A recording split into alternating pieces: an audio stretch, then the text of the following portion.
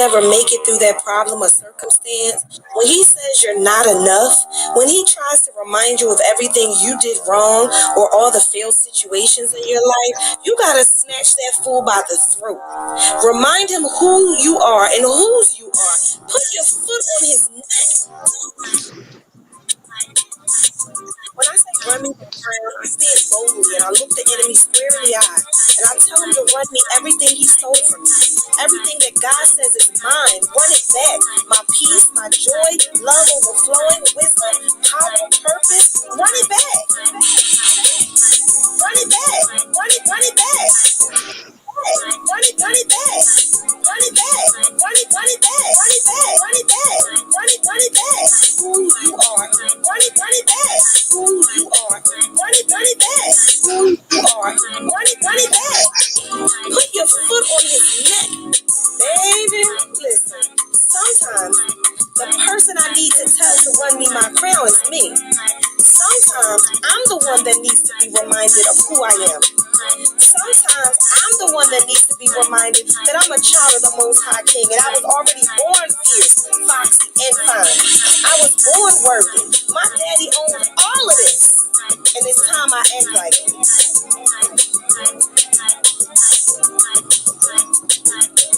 We all go through, right?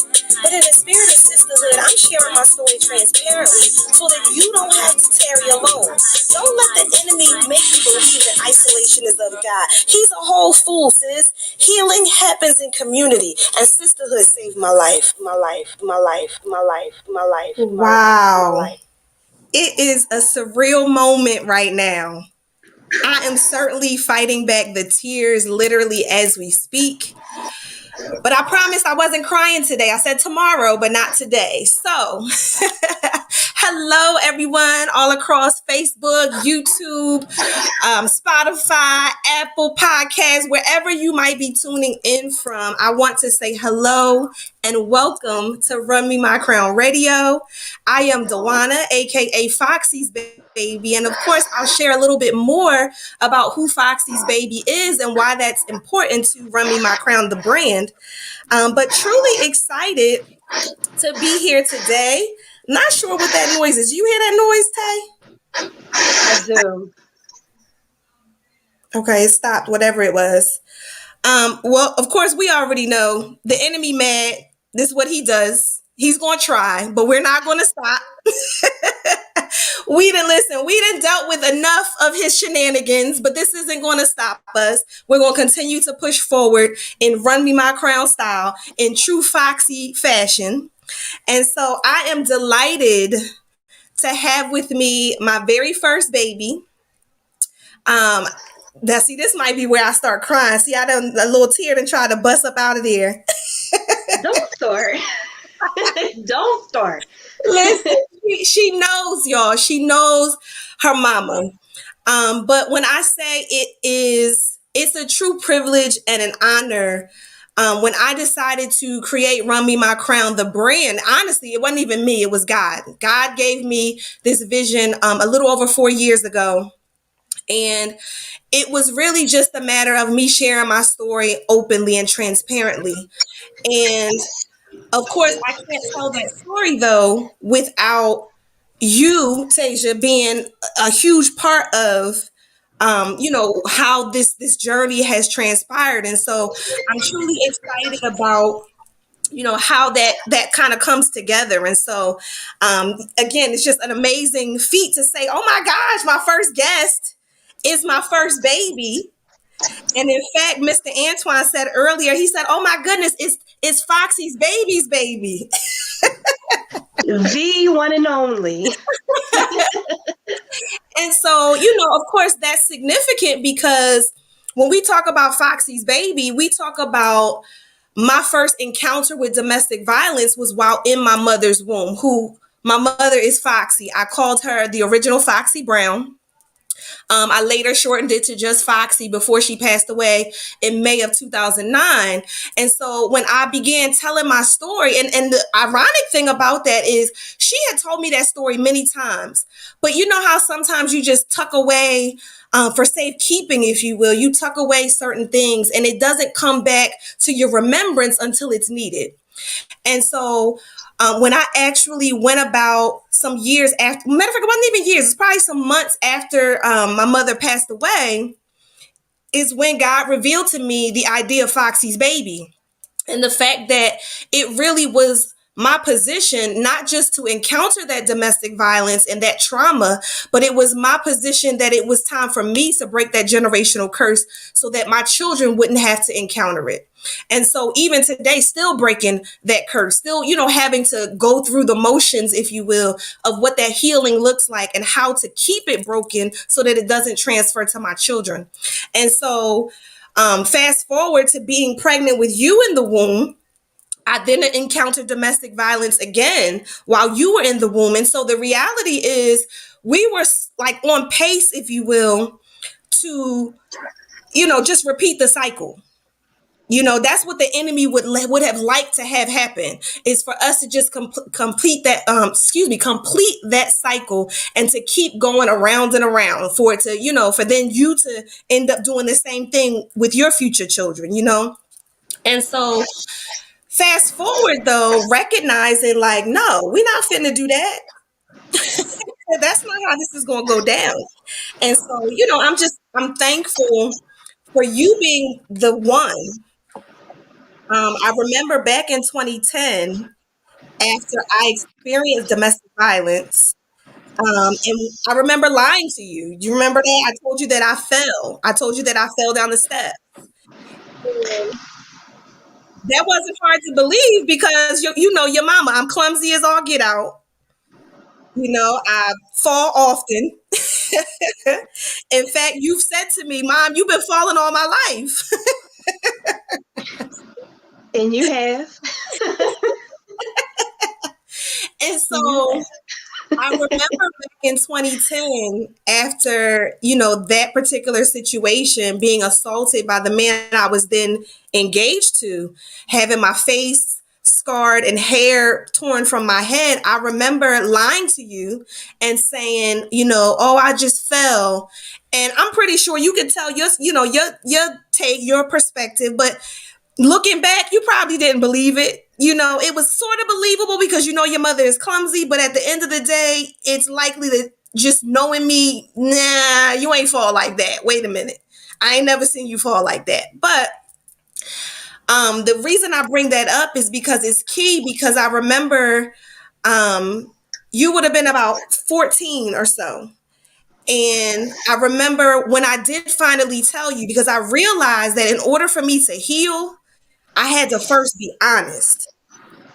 I had to be honest with myself, and I had to be honest with those around me, which of course was you and so it wasn't really about anybody else at that time. It really was about, if I'm gonna break this curse, I have to be honest with myself and with my children. And I have to allow them to see the healing process in action. And so, fast forward, I remember finally telling you the truth. And do you recall what your response to me was?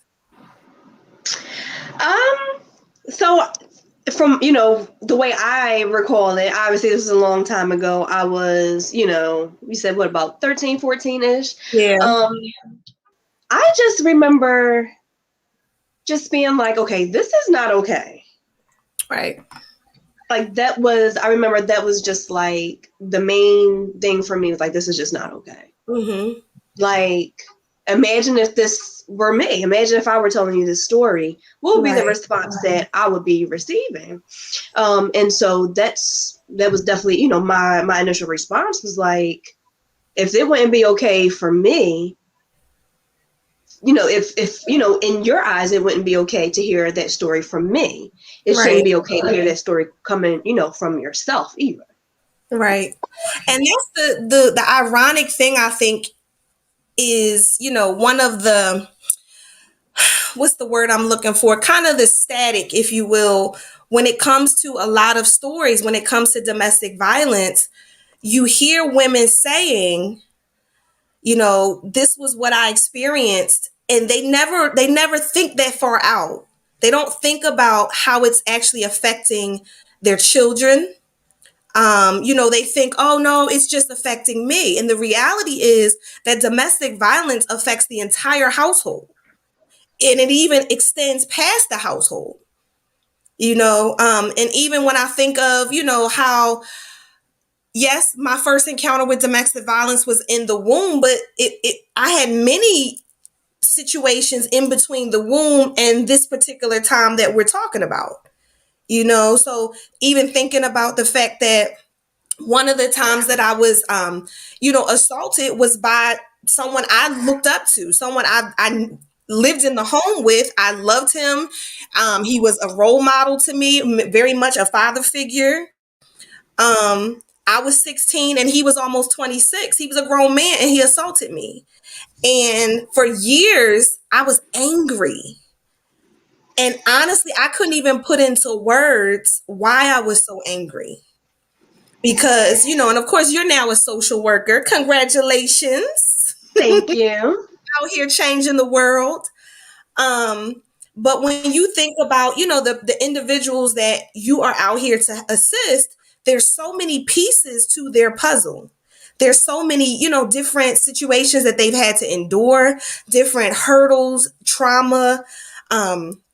They might have bouts with substance abuse or depression or daddy issues, you name it, they may have experienced it, right? So, but at 16, I couldn't articulate that. I couldn't say why I'm so mad. Like, all I know is I'm not getting the love that I believe I deserve.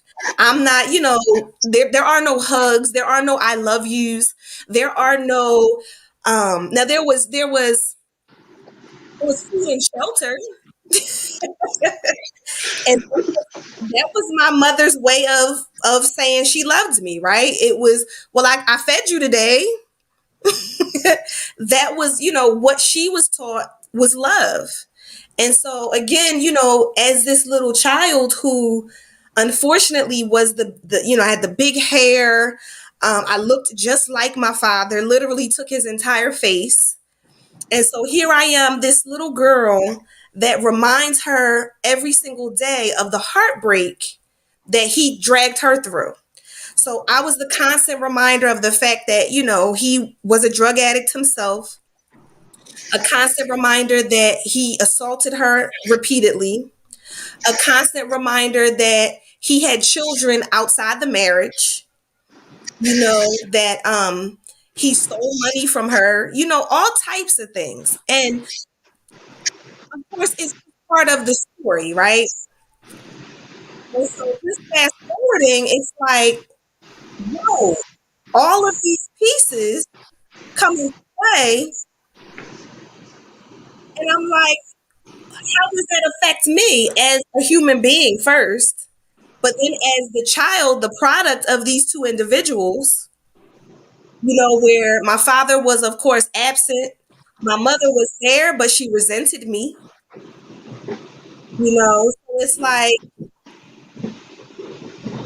who am I? Then I heard things all the time like, oh, you were the oops baby. Like my mother would talk about the fact that she had lost all this weight. Child, she was fine. She was Foxy for real. And she would talk about how she had lost all this weight, and then boom, here I come along to disrupt her entire, plan. Because, your uncle was almost 10 years old when I was born. So later that year, he would have turned 10 years old. So she thought she was good. And here I come along to be the disruptor. And I thought that was even significant because as I, began journaling and began allowing that revelation of who God has created me to be, he literally has created me to be a disruptor. Not only disrupt that cycle of domestic violence in our family, but to disrupt the cycle of relationships, not having the necessarily the loving, kind, productive relationships, if you will. The ability to be a healer, to allow the love that God has placed inside of me to not just help other people around me, but to first help those inside my home, to help those that are nearest and dearest to me. And so I feel like that's where, our relationship comes back into play, because I feel like the most important part of healing was the fact that because I chose to heal, it healed our relationship, right? And so the fact that today we can talk like we two sisters, or best girlfriends, or what have you, we're constantly on the phone. Hold on, because I remember a point in time where you wasn't one of my little friends and all of this and all of that.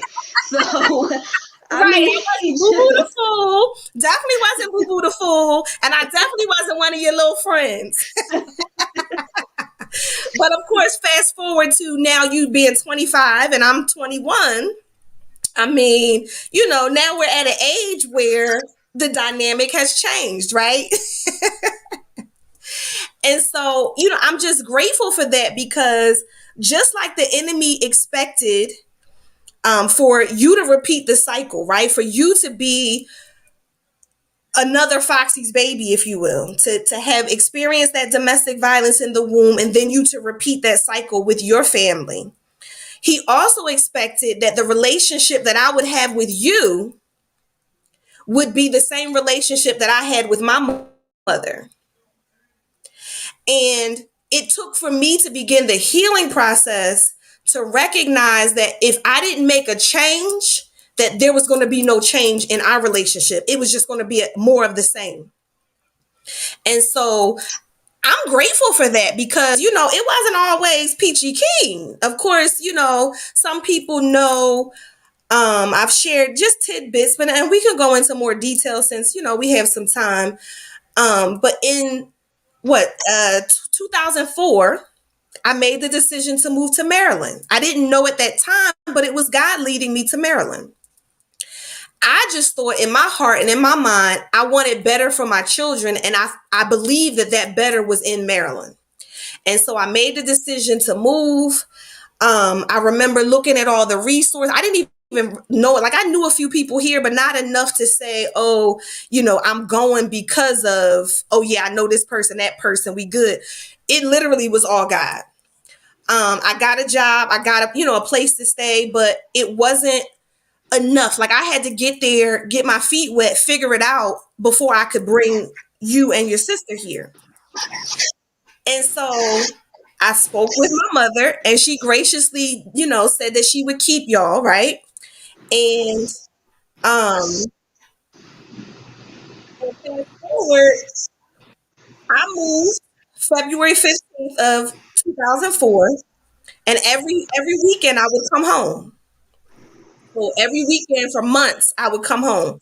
But then somewhere along there was this hurricane, if you will. And shout out to all my family and friends that are in Louisiana and the surrounding areas that are dealing with the aftermath of Hurricane Ida.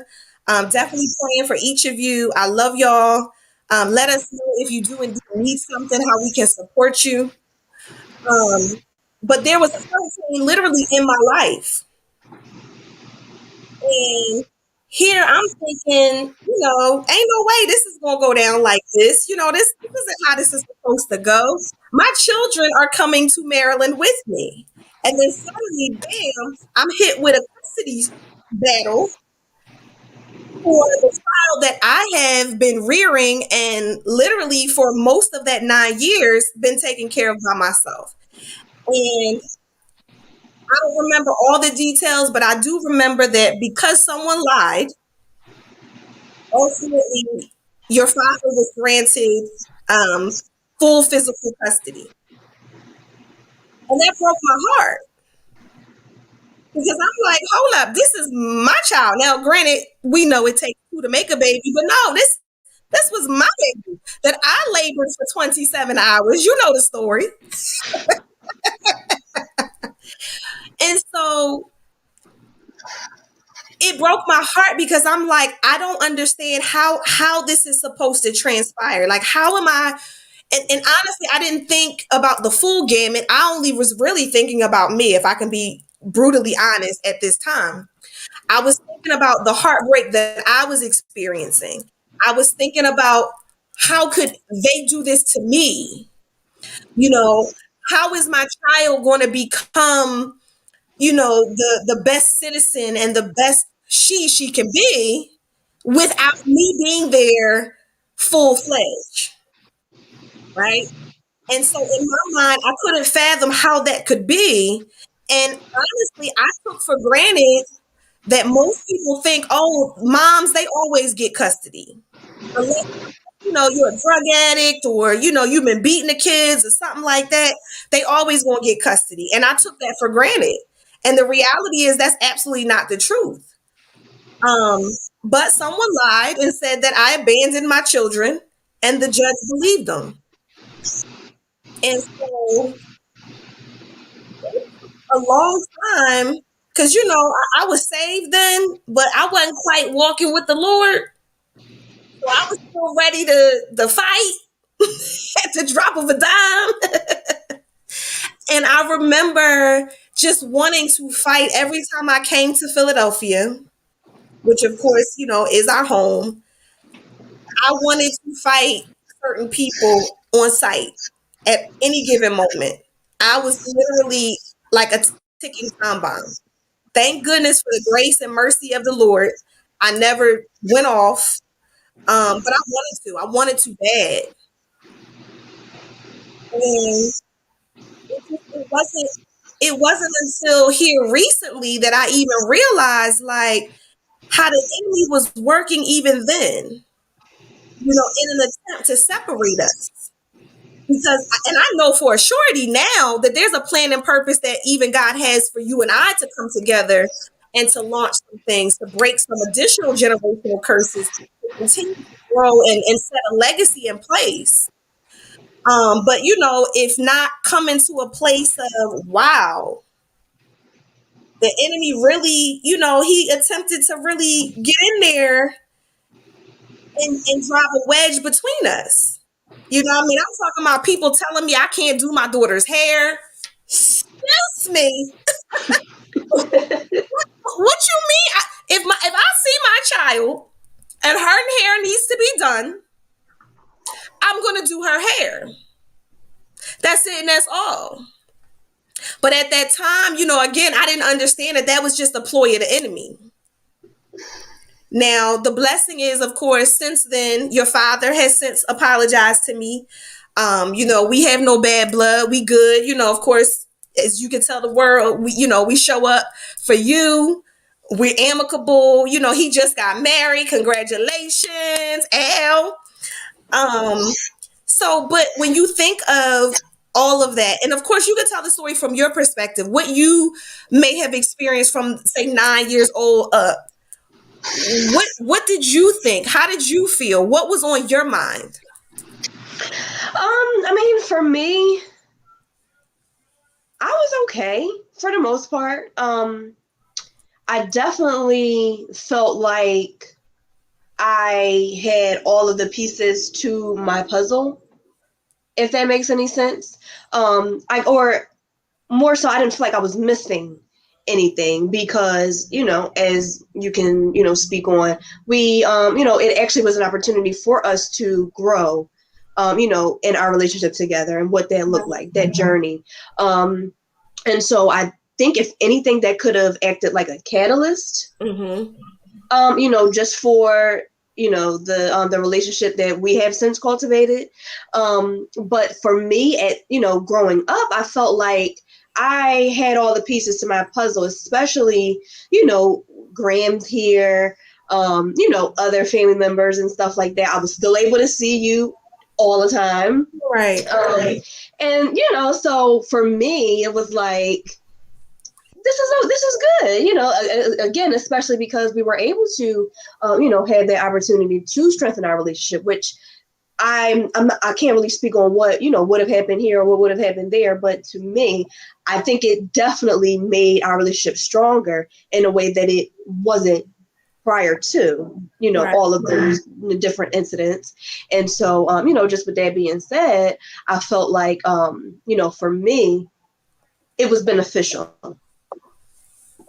And of course, thinking hindsight, it's 2020. I can definitely say I believe that it was good because one, we already know the word of God says that He's going to take everything that you've been through and work it for your good anyway, right? For those that are called according to His purpose and love Him. So the reality is, I didn't understand that then, and it hurt like hell at that time. Um, but the reality is, like you said, when you look at our relationship now, He used all of that as fertilizer, if you will, as a breeding ground for us to get to a place where it's like, what? Please. And if we can even get even deeper, because I don't remember the actual year, um, but do you remember us literally like fist fighting, like having a physical altercation? Yes, So briefly. I want to say that was around maybe 2012, 2013 ish.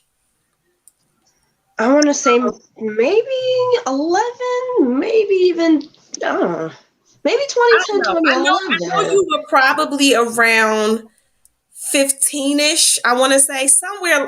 I might be Yeah, so that probably would, I wouldn't say did. That would have definitely been at least 2010, 2011. right. So give or Yeah, because take, I graduated in 2013, so yeah. Ooh, child. I'm 21. I only graduated a few years ago. But and the reason I bring that And up here is I didn't because graduate 8 times. yes. And finna graduate again in another 16 months. Come on here. You know. Let's go, Yes, masters. Do it. I'd be listening. So proud of you. But again, just I remember us, and I don't even know what transpired. And honestly, it doesn't even matter. The reality once again is recognizing why it happened. And the only reason that it could have ever happened was because the enemy wanted to drive a wedge between us.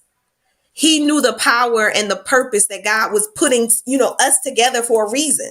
Like, even though I had you at 18 and I had no idea what the heck I was doing, God purposed you, right? So even before you were actually formed in my womb, God knew who you were going to be. Right. And so He was cultivating that even through that relationship, and even through all the pain and the hurt and the drama and the trauma and the, oh my goodness, what in the world is going on here? And so when you really look at that, though, I'm like, this is nothing but another cycle that needed to be broken, because my mother and I, same thing. I remember us going to blows, literally fist fighting in the living room of 14, 15. And so again, it took for me to say, hold up, I love my children too much for this to be the end. For this, to allow this to be what we succumb to.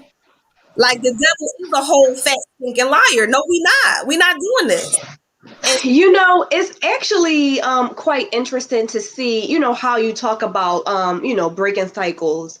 And how you talked about in the beginning, of this episode, how what affects one person can ultimately affect all, right, especially when we talk about in a household, in a family, in a close-knit group of people. right, Similarly to how something that's going on in one household can now begin to affect other areas of the community. For example, where you work, and now, where I work is being interrupted, now where you work is being interrupted. That's two different places of employment interrupted, all because of what's going on in one household. right, Just giving that as an example. But just thinking back on that incident in whatever year we decided, if we decided what year it was, 2011, 2010, somewhere around there. it don't even Um, matter. and, as I think about the events leading up, Hmm. think about how domestic violence also played a role into that. We did have a gentleman who, was with us at the time on our little, mini family vacation or Right, whatever. And, just thinking back on, that entire weekend, and just the experiences that were mostly yours, but unfortunately were also mine just because I had to be there. Right. You know, because as we all know, domestic violence, does not always look like physical abuse. Right. It can also be, verbal abuse, Yes. emotional abuse, Yes. financial abuse. So we have different, different ways in which a person can abuse another. And so just those things that, I had to witness, that you had to endure, the arguing and all of that different, all of those different things, how Mm-hmm. that eventually spilled over into what you and I experienced. And Right. I just look back and I remember the frustration that I was experiencing at the time. Also, many or a lot of that also came from me seeing your frustration and, your different, reactions to things. And so, like how you were just mentioning cycles and how everything just always seems to be intertwined, and it goes back to, in many instances, that domestic violence, which I'm Right. sure is, some of the reasons why it led you to, kind of get to that point, like, look, something got to give. Because as you start to look back and you just see how things that, at the time you may not have even connected Right. to domestic violence. But then you look back, we look up almost 10 years later and you're like, wow, just me remembering exactly, the different things that I was experiencing. And I'm like, so you mean to tell me, here we go, yet Yes. another, leak from, this raggedy cup that, you know what I mean? So it's Yep. just, yeah, to Yep. think of it like that. And so And ultimately, bring it back to how we need to be honest with ourselves. You also spoke about that as well, just, that honesty. Like if I can't even admit within myself, how am I expecting to, embark on this journey? I can't even, acknowledge that this is where I need to go. I right. mean, if I need to, go to the market and, I'm putting in my GPS, I have to put in my GPS where I want to go in order for my GPS to give me directions and different tips and tricks that I can use on my way there. And so I think it's, like you said, having that honesty within yourself, just that communication, that, that good communication with yourself opens up Mm-hmm. so many different doors. And, you start healing things in different areas of your life that you didn't even know were broken. And you can say you could drop the mic right there because We need honestly, some sound effects. Where's the drop mic button? yes, we definitely need some sound effects. But that's significant that you would say that because I really feel like, and that's why I even said earlier that I'm still, healing and still breaking that curse. Like it's a continuous process. It's something where it's like I start healing in one area and something totally unrelated. I'm like, what is that? But the reality is that's what healing is about. But being able to, with open arms, welcome whatever that is, welcome the feelings, acknowledge those feelings, allow them to do what they do, feel it, recognize it, don't try to pretend like it doesn't hurt. Because I think that's where most people go wrong is that they intend to, oh child, I'm fine, it ain't even that serious. No, it is. It is. It absolutely is that serious because when you don't address it, it then spills into every other area of your life. And a lot of times it's subconsciously. And so, like I said, I'm just grateful for the opportunity to have, and don't get me wrong, I wasn't that great. It wasn't like, oh, I just woke up one day and was like, child, I'm fitting to heal. It ain't go like that. What happened was I got to a place where I really was tired, but I had no idea how I was going to do this. I had no idea where to start. I had been through counseling and all these different things in the past, but I had no success to speak of, so in my mind, well, that don't work. That's not going to work. That's a waste of time. But there was this gentleman. He's now married to my sister Melinda. But there was this gentleman, I called him, affectionately call him the Rev. And back in 2010, this man, in fact, he tells the story, and now it just reminds me, I need to have him as a guest on here. One of the few kings that will grace this show. But when I met him, I remember him, and I'm paraphrasing, but when I met him, he said that literally God said, just stand in the gap. Mind you, I was at an event. I knew, my sister Melinda was there. I knew I would meet him eventually, but I actually had an encounter with him without knowing who he was. I had a box in my hand, and I was literally about to drop this box. He came in and literally stuck his hand out and grabbed this box. And it was so indicative of the relationship. And again, we didn't know this at the time, but at that moment, he was the person that God was allowing to hold me up, right? To help me pick up the pieces of what was shattering in my life, right? And so, of course, later that day, Melinda's like, "Oh, girl, I gotta introduce you to my boo thing." And I realized, oh my God, this is the man that just, stuck his hand out and helped me. And so he continued to do that for months. He literally came to my house. Now, mind you, for those who live in Maryland, you understand this distance. He lived in Upper Marlboro area of PG County, Maryland. He would travel to Glen Burnie area, which is in Anne Arundel County, Maryland.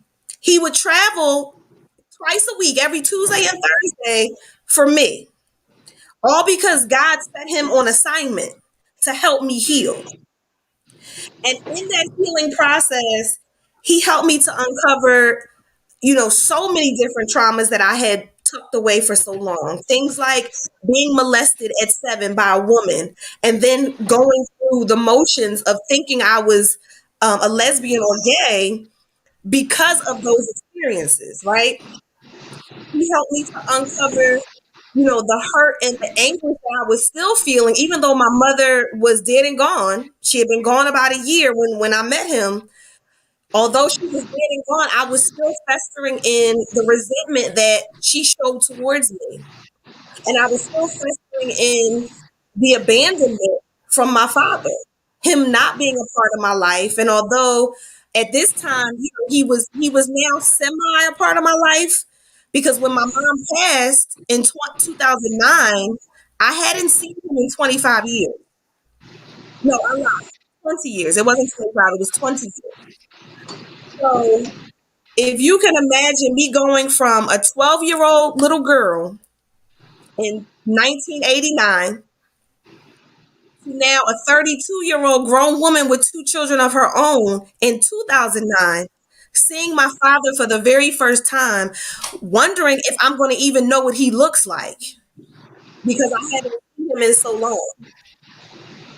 And forwarding to the moment when I saw him the day before Grams's funeral, I remember all I could feel was the love that she still had for him.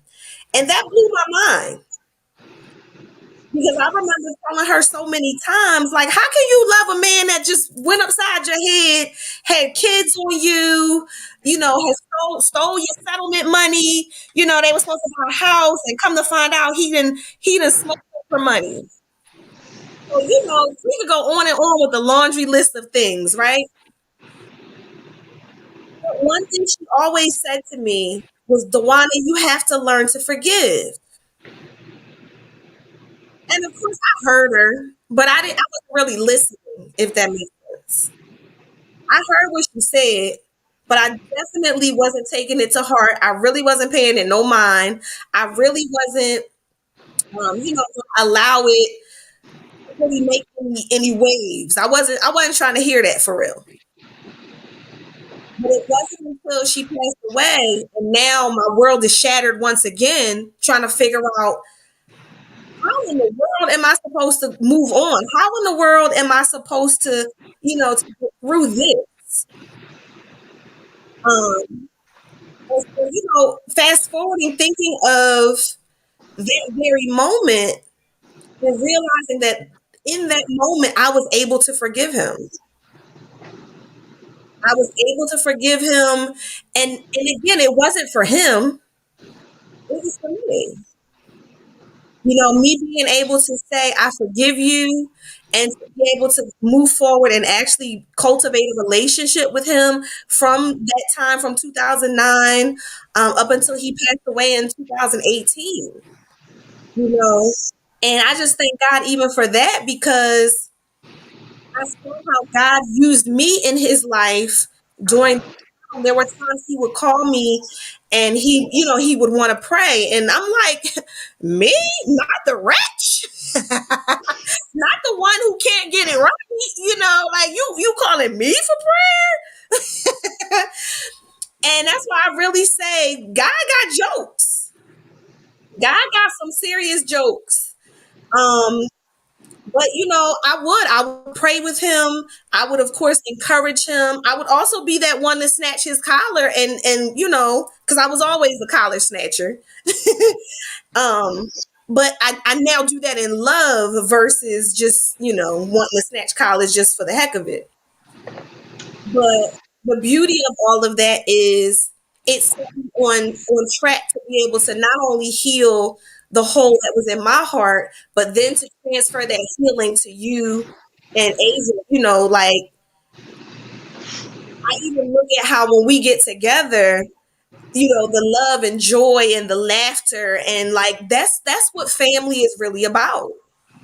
Like when all is said and done and my purpose is fulfilled in the earth, and y'all spreading my ashes somewhere in the tropics, um, like you'll be able to remember those good times. And not saying that there weren't bad times or challenging times, but there'll be a plethora of greatness that you'll be able to, not crying because of hurt, but crying because of, joy, and realizing like I had a part in that.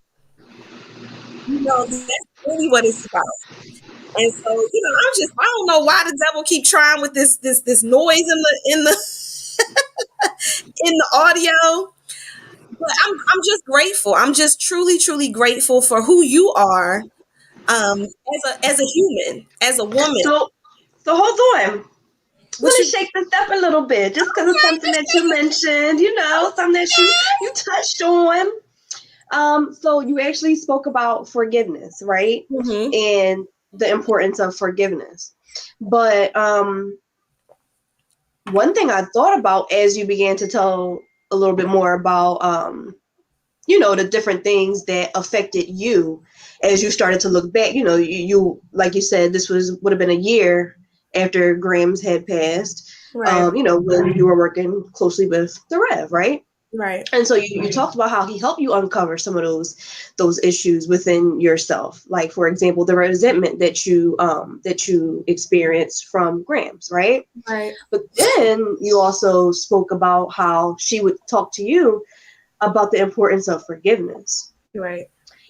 And so that made me think, like, wow, so we already know it's very easy, to preach. So easy to preach. It's Say not that. always easy to practice that. And Right. so I just thought to myself, like, wow, had she really forgiven him? And of course, I And can if only so, in speculate. what ways? And, Right. then also, it's also important to understand that forgiveness does not equal healing either. Because you can forgive, but you still have to acknowledge those parts of Yeah. you that are broken as a result of whatever it is you have to forgive. Because if not, like in your case, you still resent me. I ain't even had nothing to do with it. Mm-hmm. Like, you mad at me, and not that she was really mad with you. Right. Right. Mad more so because of the reminder of this pain that she had to have still felt. Yeah. And so I just say all that to say that forgiveness does not equal healing. And that's really important for us to realize, because I can forgive, but if I'm not going to still actively work on those parts, that need to be healed, then Listen, this beautiful lady I just met just yesterday, no, 2 days ago now. It was Sunday. Key, she said, wow, baby girl is very wise. Thank you. I like to agree. I absolutely agree. And, it's incredible just to hear you even relate that, and to speak on that. Because, and again, I can only speculate if my mother had truly forgiven. I know for me, looking from the outside in, they would be on the phone keying, and I'm like, what is y'all talking about? Like what? And in fact, the Sunday before Grams went into the hospital, for her procedure that Monday. So that was Mother's Day of 2009. Of course, we were all at the house. We'd all gone to Olive Garden, her favorite restaurant, all that good stuff. And I remember I was on the way to get your Uncle Randy from the train station. So when I left, my mother and father were on the phone. When I came back, they back on the phone again, like he done called again. And I'm Like now just best friends. and again, I've always been the collar snatcher, especially when it came to my dad, because although he was an absentee parent, when I did see him or hear from him, I gave it to him. I let him know how I felt about the fact that he wasn't participating in my life. And I remember saying to him, and again, I'm 32 at this time, and I'm saying to him, like, what you want to talk to my mother about? Like, what you want to talk about, that child support you owe her? Like, what you got to talk about with my mom? But that didn't stop him, from calling. And apparently this had been a thing. And ironically enough, though, it wasn't until I began to go through my healing journey and to uncover so much of the pain and hurt that I had buried for so long that I realized that watching that was counterproductive for me, because I wanted to believe that, my mother was healed, but the reality is she wasn't. She had let go of the situation because she realized it wasn't going to work, but she never went through the process to heal. And the reason I understand that is because, again, going back to that time at 16, when I was assaulted by my biological brother, she stood at the bottom of the steps while it happened. And it was like she was frozen in time. Now, of course, at that time, I hated both of them. I can say that with a surety. I despised both of them. For one for assaulting me, two for allowing it to happen. But it wasn't until I began the healing process, and my mother was gone by this time, that I realized she couldn't help me. She didn't know how to help me. It didn't mean that she didn't love me. It's just that she had no clue how to help me in that moment. If I can, speculate, I believe in that moment she probably had flashbacks of being assaulted by my father. And she had no idea how to help me. Absolutely. I mean, just from what you described, that's absolutely a trauma reaction. Similar to someone who has spent, years in combat. Right. Veterans come back all the time, and we everybody knows July 4th is, that time of the year is horrible for them, just because, those it all comes back down to our senses, right? So the things that we hear, the things that we're seeing, the things that we're smelling, tasting, bring back memories for us. And so there were many of her senses at that time activated that, and very likely could have brought her right back to those, to that situation where she was watching herself, you know what I mean? And so again, just to how it all comes back to, those cycles and the importance of being able to heal different aspects, because, as we get older, we have our hands in other people's lives, right? Right. As a mother, or, as a teacher, as a social worker, we now have our hands in other people's lives.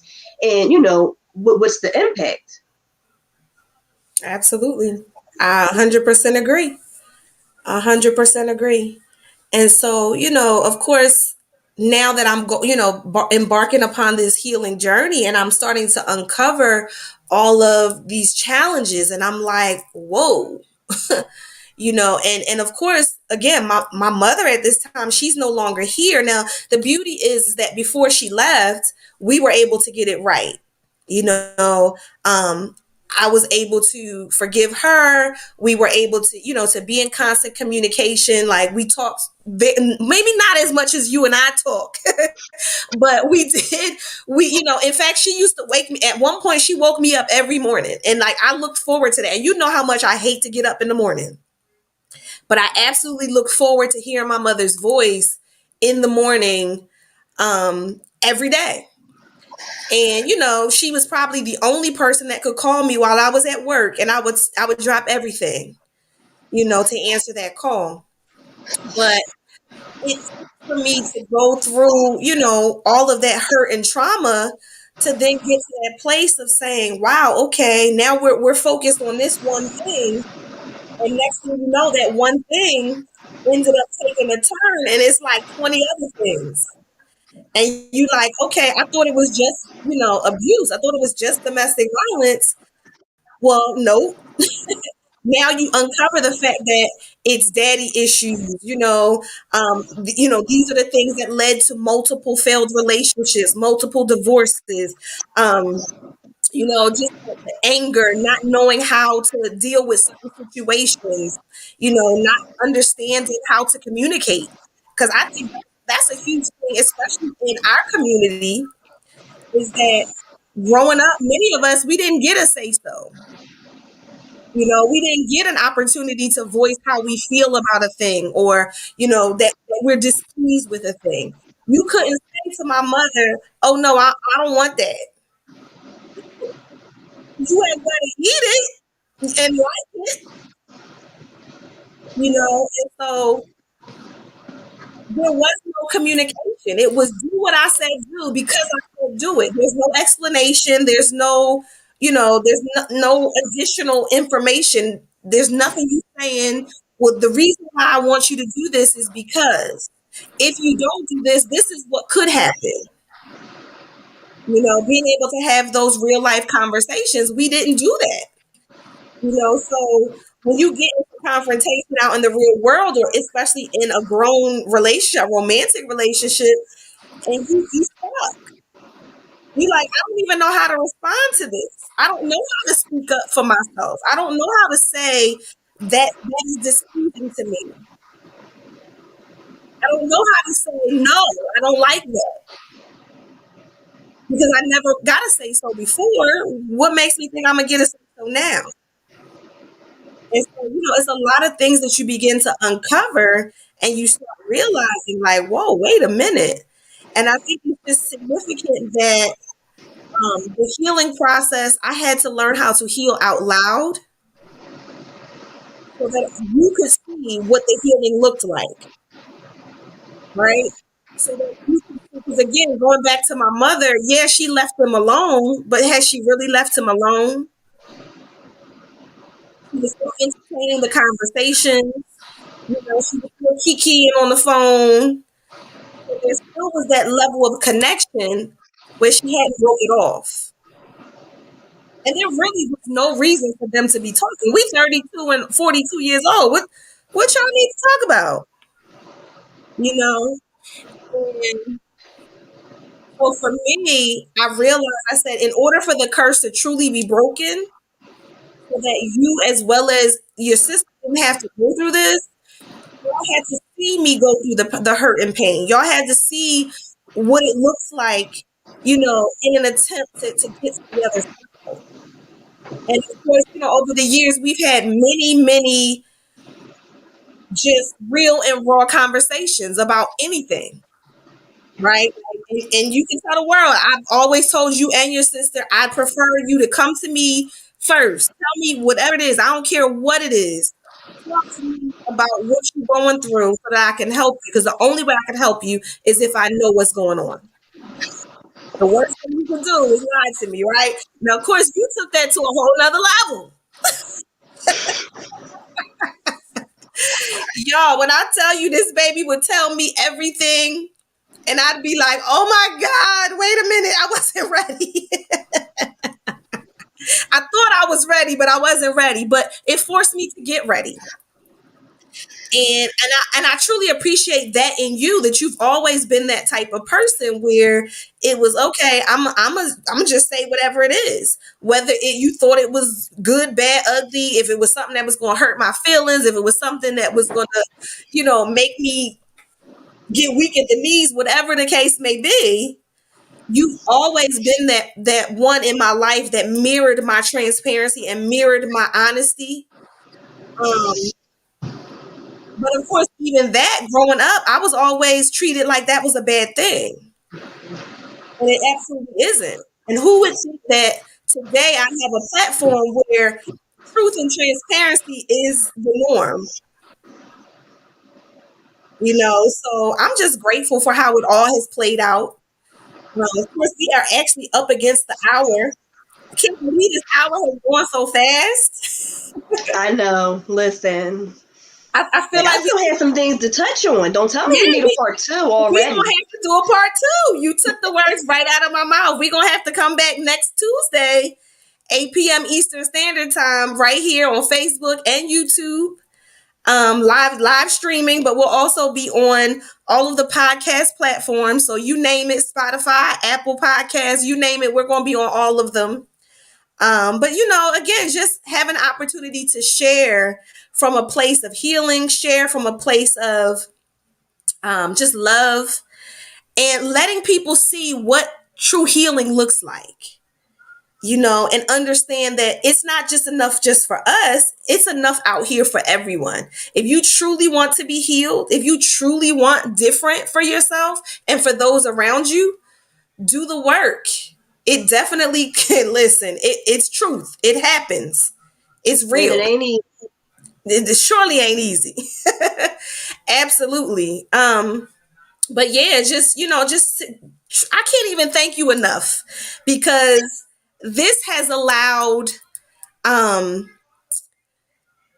see, I said I wasn't crying. Don't do this. Don't do this now. This has been something that I've wanted to do for a while. Many of my close friends, they know that, and of course you being one of my little friends now, that I've been wanting to get back out here on this type of platform to share my story and to share, just what's happening and how and all of this, and to get to this place for you, the very first of many. You were my first child, the first grandchild. You were everything. My first guest tonight, just really excited. And I'm grateful for you, taking time. I know you worked hard today. You out here changing lives as a social worker. I can't say how much I'm so proud of you, just continuing to, just get your education. You out here about to embark upon your master's degree. Like, what? Thank you. Thank you. So I'm just really, really grateful for who you are in my life. I'm grateful for the fact that you are that love, that mirror, you're that voice of reason. And who would ever thought, what I thought was a crazy decision to make a baby at 18 would embark upon all of this. So I just really look forward to what all God has for you, how he's going to continue to use you in the lives of so many, for you to, to really, really continue to break generational curses, in both lines of your, oh, I love it. So Key just said, I love the fact that Tay is a social worker. Talk about giving back. Go poo. Ow. That's my baby. So indeed. So yeah, I mean, at the end of the day, you just out here changing lives. Absolutely. In everyone that you touch. All of the individuals that have, chimed in today, all of the ones who will, hear this podcast in the future. But truly, truly excited, just grateful for you. And I see even our cousin Kat chimed in. She's saying she can't read the message at the bottom, but are you selling more shirts? Girl, we selling shirts? Listen, you can get all Hey, of Kat. My Crown merchandise. All of your Run Me My Crown merchandise at runmemycrown.com. We truly appreciate your support. We plan to be here rocking until the wheels fall off. That's it, and that's all. Until I can't do it no more. So no telling when that'll be. That might. I always say I'm gonna live to be 102. So y'all got some time on it. I don't know if I have enough minutes for that. Running my minutes up. Not running up the unlimited. You gotta call me after 9 when my minutes are free. But indeed, I appreciate you. I appreciate everyone for chiming in. I love y'all. I look forward to see you all. And Antoine says, so proud of you. Your daughter is amazing. Didn't I tell you? If you go Thank back to a you. few Thank you, episodes, Antoine. if you go back to a few episodes of Access Granted, I told you that she was amazing, but they had to find out for themselves. You ain't seen nothing yet. We just warming up. You heard it. You Just heard it warming first up. here. She just warmed it up. Let's go. I appreciate y'all. Until next time, catch us again next Tuesday, 8 p.m. Eastern Standard Time for part 2. Run Me My Crown Radio. This has been Dawania, aka Foxy's baby. I'll see y'all soon. Love you. Smooches.